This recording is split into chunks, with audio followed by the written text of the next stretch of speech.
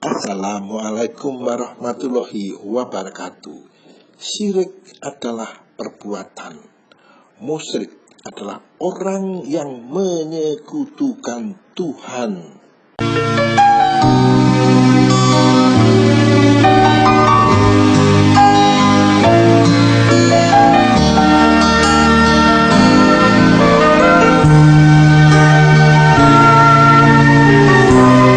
Musyrik itu najis. Loh, musyrik itu najis apa anjing yang najis?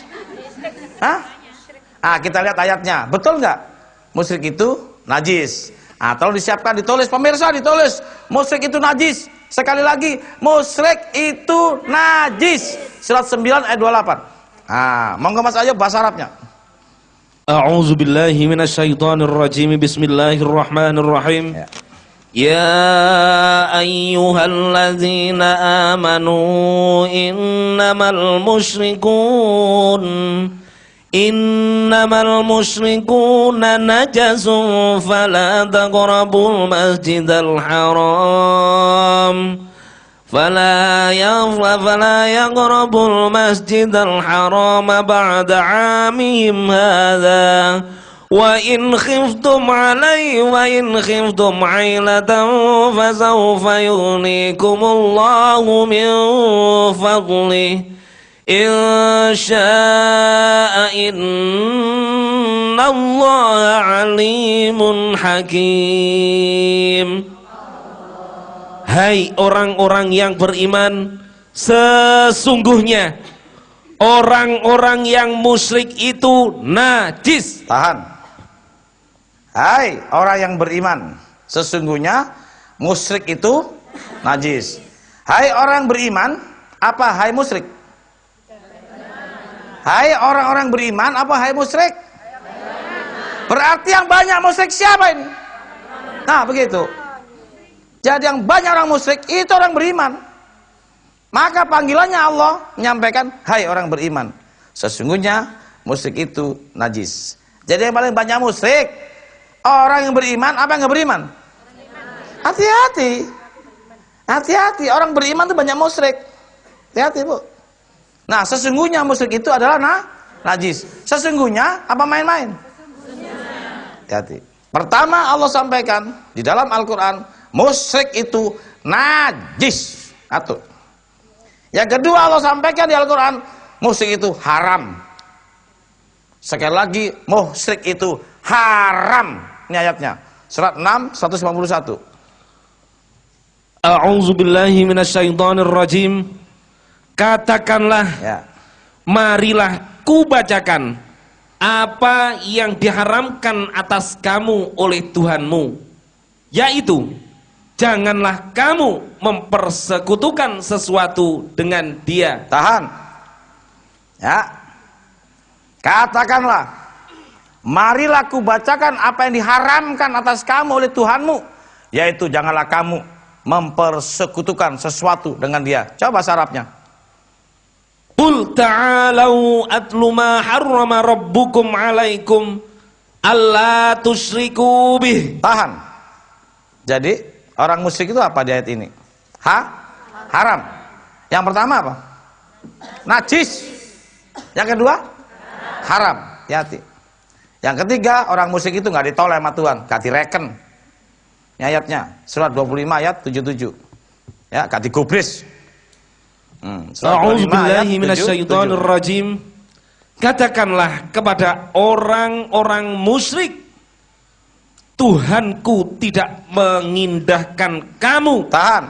Katakanlah kepada orang musyrik, Tuhanku tidak mengindahkan kamu. Ini kan bahasa halus, namanya Quran juga bahasa sastra tertinggi, begitu tuh. Halus, tidak mengindahkan kamu. Gitu.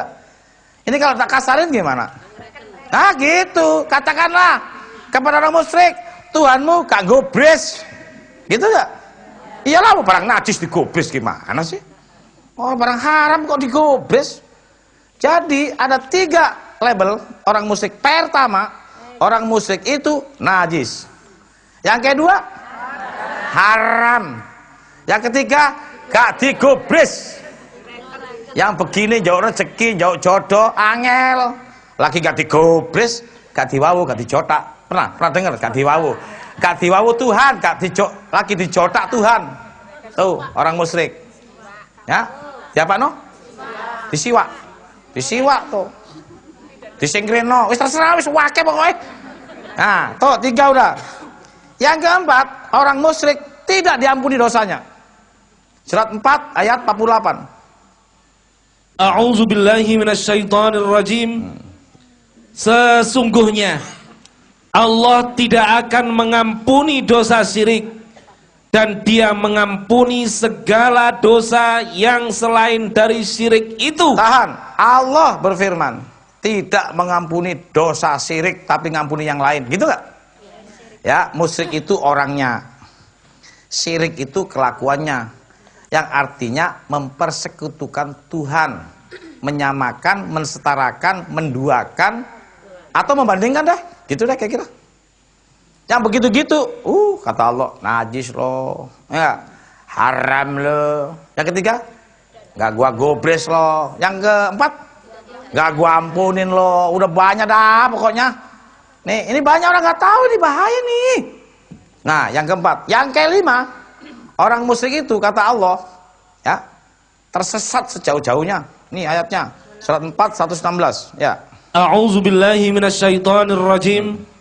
Sesungguhnya Allah tidak mengampuni dosa mempersekutukan sesuatu dengan Dia. Terus? Dan Dia mengampuni dosa yang selain dari syirik itu. Terus? Bagi siapa yang dikehendakinya. Terus?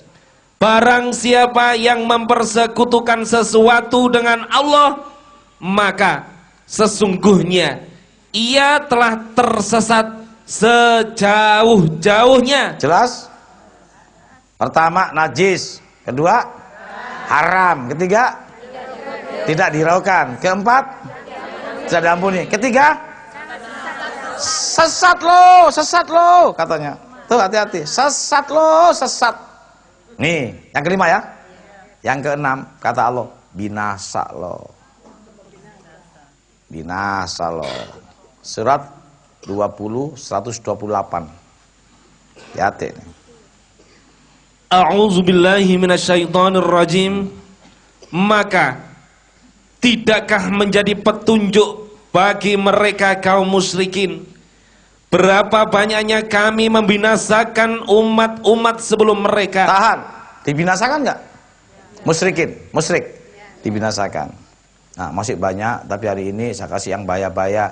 Cukup, udah berapa? 6 ya?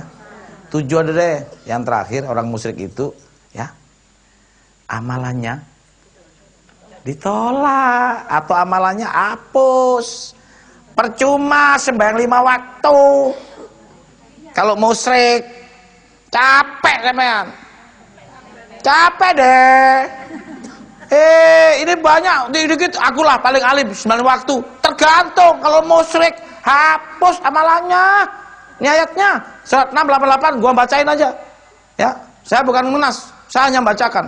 Surat 688, bahwa musyrik itu segala amalannya hapus, termasuk 9 waktu maupun yang lain, termasuk hajinya. Eman, salah musyrik. Ini ayatnya, surat 688. Itulah petunjuk Allah. Yang dengannya Dia memberi petunjuk kepada siapa yang dikehendakinya di antara hamba-hambanya. Seandainya mereka mempersekutukan Allah, niscaya lenyaplah dari mereka amalan yang telah mereka kerjakan. Jelas? Nah, untuk kami cari gak kroso jadi ini. Gak kroso. Sampai Allah menurunkan 25 nabi, isinya satu. Nabi kongkonen anak buahmu kabeh yang termasuk nang ngene Surabaya iki, Rungkut dan sebagainya ini. Ya, waran kabeh aja oleh musyrik. Jadi Allah menurunkan para nabi, salah satu di antaranya paling kenceng ditanya soal kemusyrikan. Ini ayatnya surat 39 ayat 65. Ini penting nih, hati-hati. A'udzubillahi minasyaitonir rajim. Nah. Dan sesungguhnya telah diwahyukan kepadamu dan kepada nabi-nabi yang sebelummu, jika kamu mempersekutukan Tuhan, niscaya akan hapuslah amalmu, dan tentulah kamu termasuk orang-orang yang merugi. Tuh ya. Dan sesungguhnya gak main-main lagi, telah diwahyukan kepadamu Muhammad maksudnya, dan kepada nabi-nabi sebelummu Muhammad, jika kamu mempersekutukan Tuhan, niscaya akan hapuslah amalanmu. Jadi semua para nabi disuruh menyampaikan, kalau sampean panjenengan kabeh termasuk saya dan keluarga saya musyrik, syirik atau mempersekutukan Allah, maka hapuslah amalannya. Oke. Bangkrut, rugi.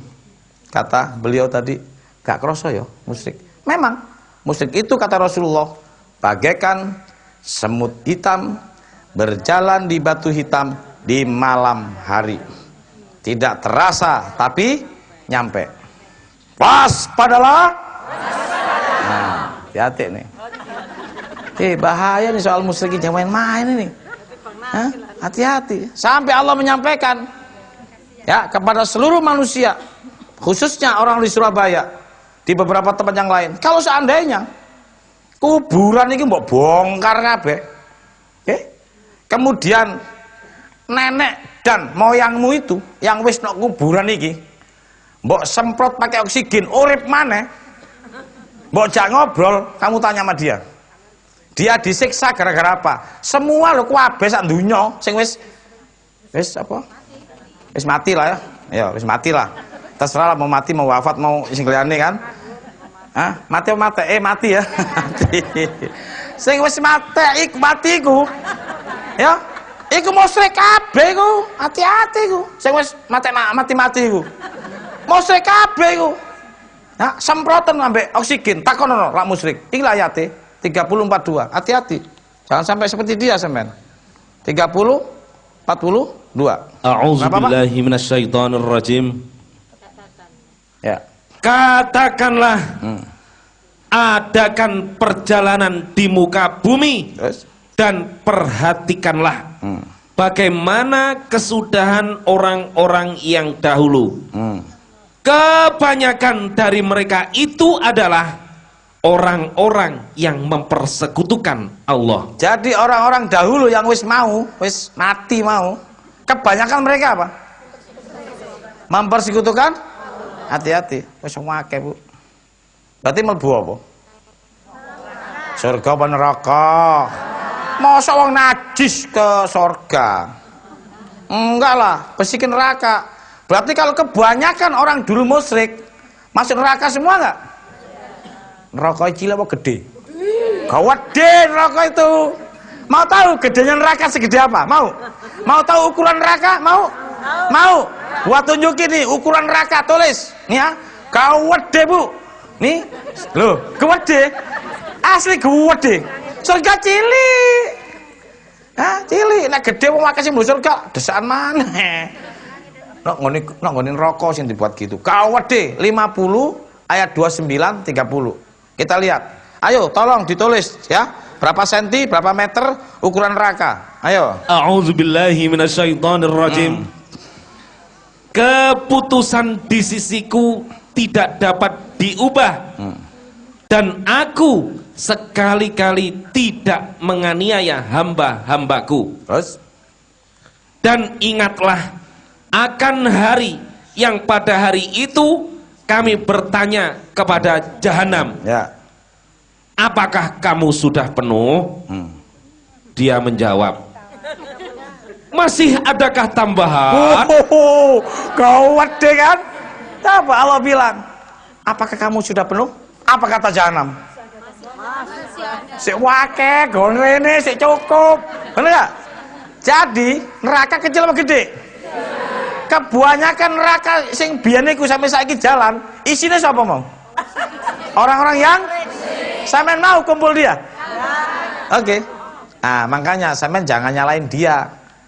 Ya, mentang-mentang waduh, itu para musyrik ini masa lalu kok. Aku sekarang musyrik, ya itu mah dosa masa lalu, jangan salahin aku. Begitu kan pikiran sampean? Allah udah cegat. Karena dalam perut sampean sudah diingatkan, awas jangan musyrik. Jadi pelajaran tidak musyrik dari mulai dalam perut. Selain itu setelah dari perut. Ini ayatnya. Surat 7 172 173. Sampean jangan menyalahkan masa lalu. Ya, biarin mereka yang musyrik. Yang penting kita jangan musyrik. Ini ayatnya. A'udzubillahi minasyaitonirrajim. Dan ingatlah ketika Tuhanmu mengeluarkan keturunan anak-anak Adam dari sulbi mereka. Yes. Dan Allah mengambil kesaksian terhadap jiwa mereka seraya berfirman, bukankah aku ini Tuhanmu? Mereka menjawab, Semua betul, menjawab, betul. Terus? Engkau Tuhan kami. Terus? Kami menjadi saksi. Kami lakukan yang demikian itu Kata Allah, agar di hari kiamat kamu tidak mengatakan, sesungguhnya kami Bani Adam adalah orang-orang yang lengah terhadap ini keesaan Tuhan. ojo kono neraka engko mungkir. Padahal tak keiru. Lanjut. Atau agar kamu tidak mengatakan, sesungguhnya orang-orang tua kami telah mempersekutukan Tuhan sejak dahulu. Terus? Sedang kami ini adalah anak-anak keturunan yang datang sesudah mereka. Terus? Mau alasan? Maka apakah engkau akan membinasakan kami karena perbuatan orang-orang yang sesat dahulu? Si musik mau mungkir dah. Ya, saya jangan nyalain masa lalu, jangan nyalain nenek moyang kita. Kita mah kita aja. Sudah ada Qur'annya dari dulu nggak dibaca. Hati-hati, kebanyakan mereka adalah musyrik. Tapi saya mah jangan alasan. Ya, jangan alasan. Itu kan kesalahan masa lalu. Masa ono dosa turunan? Gak ono, pahala turunan, dosa turunan gak ono. Gak ada dosa warisan, dosa keturunan, pahala warisan gak ada. Gak ada. Kebejuk selama ini. Kebejuk itu. Ya, gak bisa. Putus sudah. Ayo, sekarang sampean mau musik apa tidak? Kata lo gitu. Jadi musik bahaya gak? Bahaya banget. Najis gak direken, gak digobres. Orang gak digobres sampai Gusti Allah. Oh, maaf. Nek jauh rezeki dikai gak? Enggak lah. Jauh jodoh? Enggak. Loh iyalah. Jauh paham Quran? Enggak lah. Wah, gak digobres kok. Hati-hati. Hati-hati. Nah, pertanyaan sekarang. Musrik itu apa sih? Contohnya ya apa? Selain itu? Kikir apa lagi? Nih ya. Bu, kita harus mulai belajar dengan Al-Quran. Apa bedanya Tuhan, Ilah, Allah, Rob. Ini harus tahu. Kalau enggak melenceng sembahyang kita. Nah, kita nggak usah jauh-jauh, kita buat dua hari ini. Allah sama Tuhan. Ya. Tuhan-Tuhan lain ada nggak selain Allah? Ada. Jadi Tuhan itu apa? Ya, definisi Tuhan apa? Nih, tulis. Tuhan adalah sesuatu yang mendominasi hati dan pikiran manusia sehingga manusia itu berketergantungan kepadanya. Itu Tuhan namanya. Sekali lagi, Tuhan adalah sesuatu yang mendominasi dan menguasai hati dan pikiran manusia sehingga manusia itu berketergantungan kepadanya. Itu Tuhan namanya. Ya, Tuhan adalah sesuatu yang mendominasi hati dan pikiran manusia sehingga manusia itu berketergantungan kepadanya. Contoh nih, Pak Heru. Ya, contohnya Pak Heru punya burung perkutut. Nah, ini kok baru bicara burung udah ketawa. Ada perkututnya, ya. Mas Heru punya burung perkutut. Bilang sama pembantunya di rumah, "Nem, saya nanti sore mau pertandingan nih. Burung perkutut saya ini paling top. Hadiahnya Mercy warna hitam. Kesukaan bini saya. Tolong dijaga ya, saya mau beli makanan." Oke? Tiba-tiba Mas Heru pulang. Burung perkututnya dimakan kucing.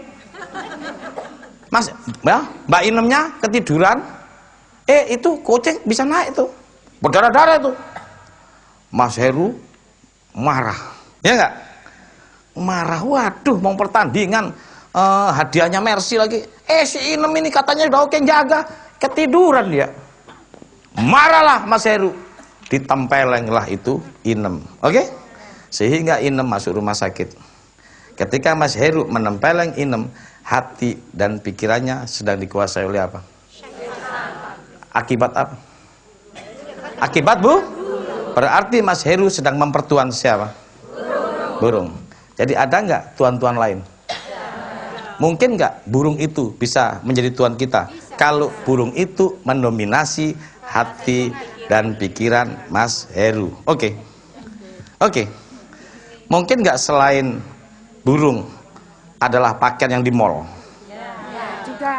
Juga. Ada nggak tuhan-tuhan selain burung yang menjadi atau yang mendominasi hati dan pikiran ibu, sehingga ibu-ibu berketergantungan kepadanya, sehingga membuahkan sebuah sikap yang berlainan dan sangat berbahaya? Oke. Berarti termasuk itu. Mungkin nggak ada orang mempertuan anaknya? Ada nggak orang mempertuan jabatannya? Ada nggak orang mempertuhan harta dan rumahnya? Apabila itu semua mendominasi hati dan pikiran kita, dan kita menomorsatukan itu semua selain Allah, atau nomorsatukan itu semua dan mendahulukan itu semua di luar jihad di jalan Allah, tunggu keputusanku. Berarti masih banyak kita semua jangan-jangan mempertuan anak, istri, suami, harta, rumah, perusahaan, perhiasan, yang itu semua kata Allah, kalau itu kamu menomorsatukan, najis. Oke? Bahaya nggak ini? Jangan sampai anggap orang menunjukkan Allah itu hanya mendukun-dukun ria tadi. Masih banyak urusannya di luar ini.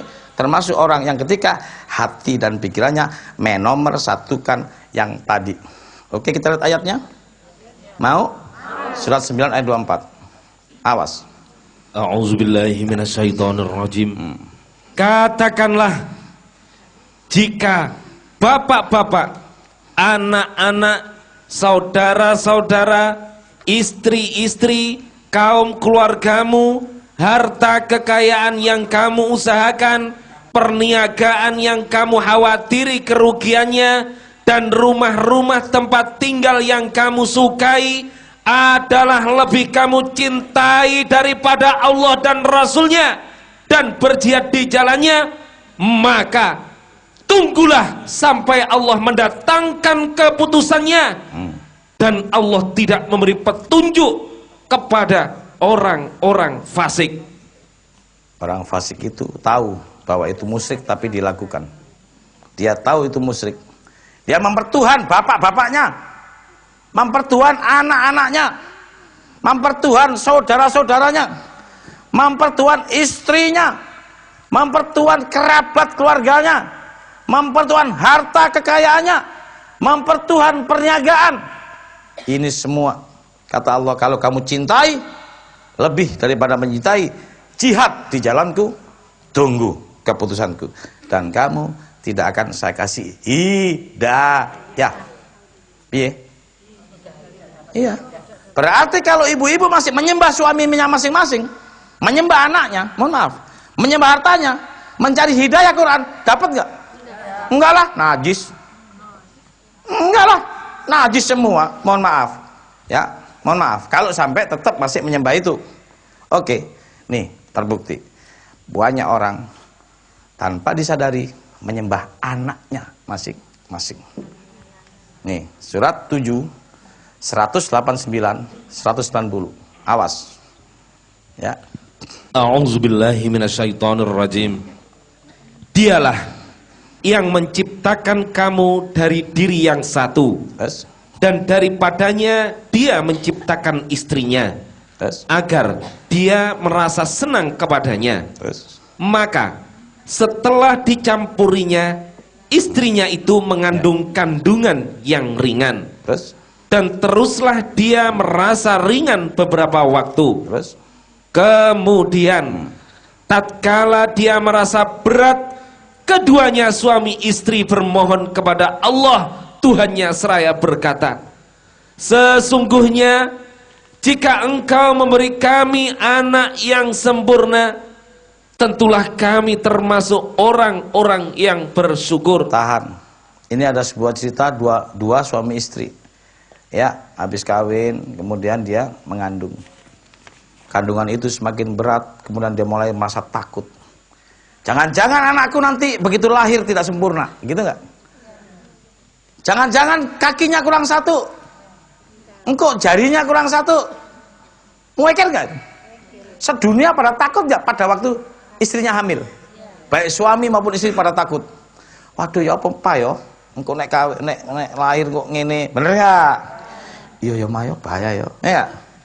Akhirnya dua-duanya berdoa, ya Tuhanku, tuh, nanti kalau kamu lahirkan anakku ini sempurna, aku bersyukur. Ya? Gitu enggak? Gitu enggak? Kenyataannya begitu anak lahir, lanjut ayatnya. Tatkala Allah memberi keduanya seorang anak yang sempurna. Allah memberi, ya. Ingat, Allah memberi. Soal anak bukan produk sampean. Allah memberi, lanjut. Maka Ulang lagi, Allah memberi. Tatkala Allah memberi kepada keduanya seorang anak yang sempurna, maka keduanya menjadikan sekutu bagi Allah terhadap anak yang telah dianugerahkannya kepada keduanya itu. Maka maha tinggi Allah dari apa yang mereka persekutukan. Makanya oleh Allah suruh motong Ismail, karena Ibrahim juga pernah sempat hampir tergoyahkan oleh semut hitam berjalan di batu hitam di malam hari. Maka Allah katakan, potong tuhim. Jangan-jangan anakmu ini mengganggu jihadmu di jalanku. Bahaya nggak ini? Mungkin nggak ini terjadi di diri kita? Mungkin. Yang beginian najis kata Allah. Haram kata Allah. Orang yang begini nggak usah gubris. Maka kemudian Ibrahimlah orang yang satu-satunya memberikan pelajaran kepada anaknya, jangan menjadi manusia musyrik, karena musyrik ini sangat berbahaya, sangat dibenci Allah. Nah sebaliknya, tidak hanya anak, bisa juga suami kita, bisa juga harta kita. Contoh lagi, ibu-ibu punya harta dikasih Allah, tapi begitu diajak urunan untuk ngurusin got macet di RW, males tuh. Ada yang profesor ya, ada yang sekolahnya di luar negeri ya nggak? Ya ini saya bicara bukan Indonesia, di India ya. Kemudian ada juga yang pinter ya, yang pakaiannya macam-macam, wangi deh pokoknya. Begitu diajak urunan mulai ngeles semua ya. Orang pinter ngeles, orang wangi ngeles, begitu tuh. Karena apa? Dia sedang mempertuhan hartanya. Oke? Orang seperti ini kata Allah, najis semua. Ini orang-orang musyrik semua. Orang-orang yang pelit dan tidak pernah memberikan harta kepada orang lain. 4:1 ayat 6 dan 7. Dipikir musyrik itu yang di gunung-gunung. Belum tentu. Jangan-jangan yang ini. Mohon maaf, ini ayatnya. Katakanlah bahwasanya aku hanyalah seorang manusia seperti kamu. Yes. Diwahyukan kepadaku bahwasanya Tuhan kamu adalah Tuhan yang Maha Esa. Yes. Maka tetaplah pada jalan yang lurus menuju kepadanya. Yes. Dan mohonlah ampun kepadanya. Yes. Dan kecelakaan yang besarlah bagi orang-orang yang mempersekutukannya. Kecelakaan yang besarlah bagi orang-orang yang mempersekutukannya, yaitu orang-orang yang tidak menunaikan zakat. Tahan. Berarti orang yang tidak menunaikan zakat alias pelit, petil, medit, kata Allah sebagai apa? Mempersekutukan atau menyembah harta. Ya. Jadi yang disebut orang yang mempersekutukan Allah adalah salah satunya orang yang mempertuhan hartanya. Maka satu-satunya jalan ketika sampean menyatakan diri hari ini bahwa aku tidak musyrik kepada Allah, harus kita apain harta kita? Potong, sedekahkan kepada yang membutuhkan. Berarti sedekah adalah jalan keluar untuk menghilangkan sebuah kemusyrikan. Piye? Berarti kalau ibu-ibu, bapak-bapak, pemirsa juga yang di rumah, Pemirsa yang di rumah, apabila pemirsa pelit, kekir, madit, kata Allah alias apa? Alias cetil. Kata Allah, orang ini sedang mempertuan hartanya, atau orang ini sedang musyrik atau mempersekutukan Allah dengan harta dia atau yang dia akui. Itu enggak? Harta kita dari mana? Dari Allah. Ibu-ibu hari ini kalau tadi pagi kena sakit perut, ya, kemudian buang air sampai puluhan kali, bisa ke sini enggak? Kalau ibu-ibu, ya, tadi pagi atau tadi malam dikasih Allah sakit, kena demam berdarah, hari ini bisa ke sini enggak? Berarti orang-orang bisa bekerja, para pejabat yang bisa yang memimpin pemerintahan, para guru yang bisa mengajarkan ke muridnya, ibu-ibu yang bisa ke pasar, semua itu kalau nggak punya kesehatan yang atau tidak diberikan Allah kesehatan, atau sebaliknya dikasih penyakit, bisa nggak berjalan? Bisa nggak cari rezeki? Berarti rezeki dari siapa? Ketika sudah datang ke dia, mulai dia mempersekutukan, dan oleh dia harta itu seakan-akan miliknya, dan seakan-akan itu didapat dari dia tanpa ketergantungan dan campur tangan Allah. Gitu. Bayang nggak ini? Sebaliknya, anak-anak kita, mohon maaf, pemirsa, mohon maaf, ibu-ibu, semuanya para pemirsa, habis hubungan suami istri, tidur masing-masing atau bekerja, ya, ibu-ibu kemudian jadilah hamil. Ibu-ibu yang hamil pernah nggak merasa tangannya mempengaruhi dalam perut? Hah? Pernah ibu bikin apa? Anak itu model kayak golean, pernah? Hah? Pernah? Atau suami ibu, wah aku urut tak kayak andeng-andeng gitu. Gitu nggak? Ada nggak yang gitu? Berarti si anak itu lahir campur tangan ibunya apa langsung dari Allah? Berarti ketika lahir anak itu punya siapa? Berarti kalau itu punya Allah, barang apa? Nah gitu, barang titipan itu semua. Berarti kalau anak saja barang titipan, harta, rumah, orang tua, keluarga. Ketika ibu-ibu menganggap bahwa ini adalah pemilikan secara absolut, kata Allah, musyrik lo. Kalau ini barang titipan, berarti sekali waktu ketika dibutuhkan untuk di jalan Allah harus dipotong, untuk dikeluarkan. Orang seperti ini, kata Allah, yang baru bebas dari kemusyrikan. Yang motong Ismail siapa? Ibrahim. Itulah orang yang tidak musyrik karena dia sudah memotong harta. Dan itu sebagai sebuah bahasa amsal untuk memberikan contoh bahwa kalau dibutuhkan Allah ketika ini untuk jihad di jalannya, maka potonglah baik harta maupun anakmu dalam tanda kutip. Ini ayatnya, ya, harus ibu kalau kepentingan di jalan Allah harus nomor 1. Surat 3 ayat 67. Ibrahim adalah orang yang tidak musyrik. A'udzubillahi minasyaitonirrajim. Ibrahim bukan seorang Yahudi dan bukan pula seorang Nasrani. Terus? Akan tetapi dia adalah seorang yang lurus, ya, lagi berserah diri kepada Allah. Terus? Dan sekali-kali bukanlah dia termasuk orang-orang musyrik. Bukanlah termasuk orang-orang yang musyrik. Jadi Ibrahim ngajarin apa? Tidak musyrik. Karena Ibrahim tahu orang musyrik najis. Pertanyaan selanjutnya, orang-orang musyrik yang dianggap najis ini oleh Allah, bisa nggak mendapat Quran yang suci di dadanya? Quran kitab suci apa kitab najis? Quran kitab suci apa kitab najis? Kita lihat ayatnya. Surat 98 ayat 2. Ya, kalau hati dan dadanya masih najis, susah untuk menerima hal yang suci. Oke? Nah, ini ayatnya. A'udzubillahi minasyaitonirrajim. Bismillahirrahmanirrahim.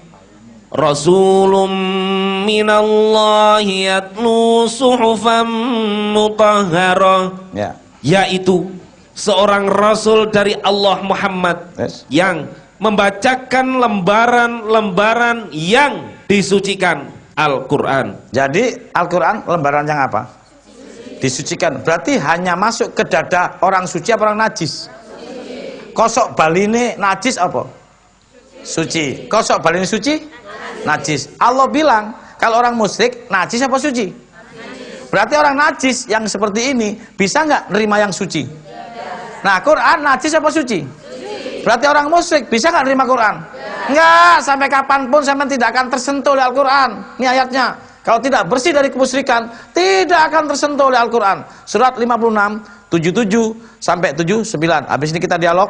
Ini supaya clear dulu bahwa orang-orang yang dalam dadanya sedang tidak suci atau sedang musyrik, oleh Allah tidak akan diberikan kitab suci ke dalamnya. Kita lihat ayatnya 56, 77 sampai 79. A'udzubillahi minasyaitonirrajim. Sesungguhnya Al-Quran ini adalah bacaan yang sangat mulia. Terus? Pada kitab yang terpelihara Lauhul Mahfud. Terus? Tidak menyentuhnya kecuali hamba-hamba yang disucikan. Bahasa Arabnya? La yamassuhu illal mutahharun. Tidak menyentuhnya kecuali hamba yang disucikan. Dari apa? Dari kemusyrikan. Ya, jangan dianggap, mohon maaf, saya pinjam boleh? Jangan dianggap bahwa Al-Quran, ya, Al-Quran ini tidak menyentuhnya kecuali hamba yang disucikan. Jangan dianggap menyentuh itu, pemirsa yang di rumah, tolong dilihat, ya, menyentuh itu jangan diartikan memegang. Mohon maaf, menyentuh itu jangan diartikan memegang. Kenapa ini harus saya katakan? Ini ayat turun tidak menyentuhnya kecuali hamba yang disucikan. Ini turunnya kepada siapa?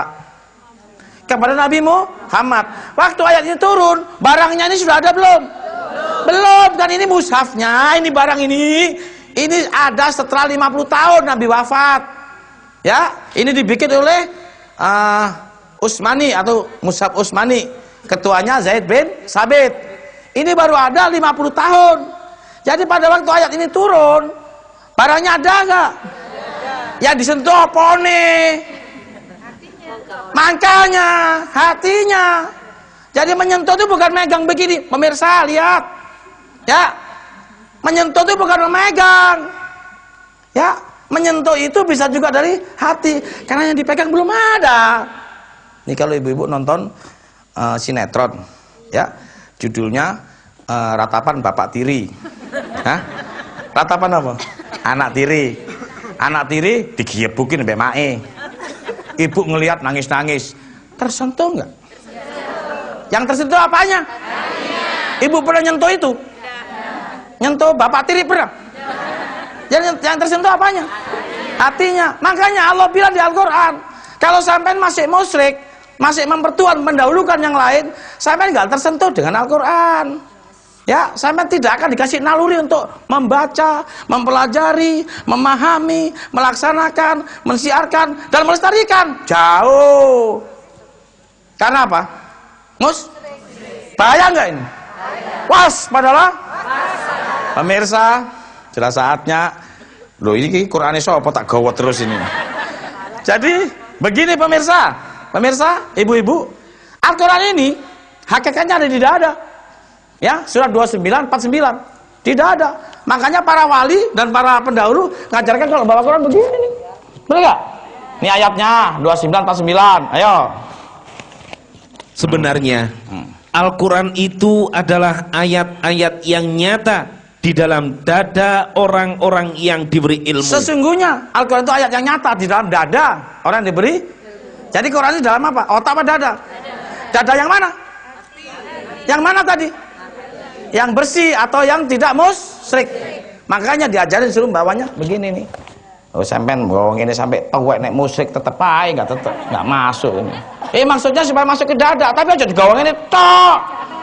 Ya, dipelajari, dipahami. Tapi sampai ingin mempelajari, memahami, nek musyrik gak iso juga. Masih nggawa tok ketuwek ngono ae gak iso apa-apa, mohon maaf. Makanya bahaya enggak musyrik ini?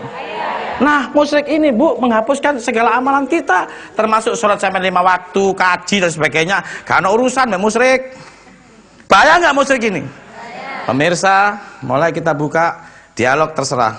Ibu-ibu atau yang dari luar kalau ingin bertanya soal musyrik, mari kita bahas bersama-sama. Karena musyrik adalah suatu penyakit yang sangat berbahaya bagi manusia. Oleh orang tersebut gak digubris sampai Tuhan nih. Oke? Akibatnya kalau orang-orang ini tidak digubris oleh Allah, maka mohon maaf, hidupnya susah.